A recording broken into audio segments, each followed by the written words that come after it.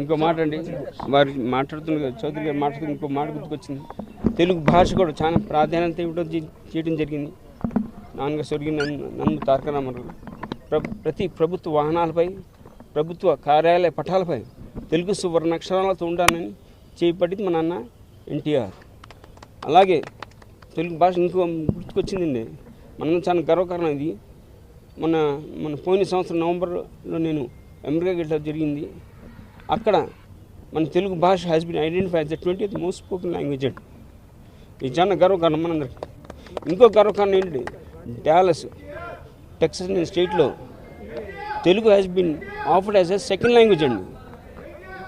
Second language అంటే మన తెలుగు పౌరులు అంతమంది ఉన్నారు అక్కడ. దీని మూల కారకులు ఇద్దరు, ఎన్టీఆర్, చంద్రబాబు నాయుడు. ఎందుకంటే తెలుగుదేశం పార్టీ పెట్టి ఒక తెలుగు రాష్ట్రం గుర్తింపు తెచ్చి తెలుగు కూడా ఉన్నాడని మన సెంటర్లో గజగజలాడించిన మా నాన్న ఎన్టీఆర్. ఎన్నో సంక్షేమ పథకాలు ఎన్నో సేవలు అందించాడు ఆయన తెలుగుదేశం పార్టీ పెట్టి. దానికి అదే అదే రీతిలో నారా చంద్రబాబు నాయుడు గారు అదే బాటలో అదే రీతిలో మన తెలుగు పార్టీ ముందు తీసుకెళ్తుండగా ఇంకా ముందు అడిగి సాహిత్య రంగాన్ని ప్రాధాన్యత ఇచ్చి తెలుగు యువకులకు ఎంతో భవిష్యత్తు కల్పించాడు ఆయన, ఉద్యోగులకు కల్పించాడు ఆయన. కాబట్టి మన అంతమంది ఉన్నారు అక్కడ అబ్రాడ్లో, ఫారెన్లో అన్ని. కాబట్టి మనందరికీ ఐడెంటిఫై అయిందండి మొత్తం ప్రపంచవ్యాప్తంగా. ఇదంతా మన తెలుగు కూడా చాలా గర్వకారణం.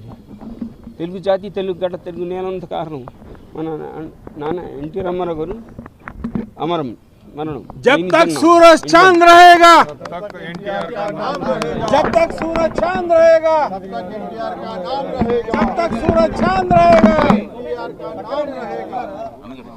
హనుమంతుడి గుండెల్లో శ్రీరాముడు ఉంటాడు, కోట్లాది గుండెల్లో తెలుగు ప్రజలందరూ ఉంటారు సార్.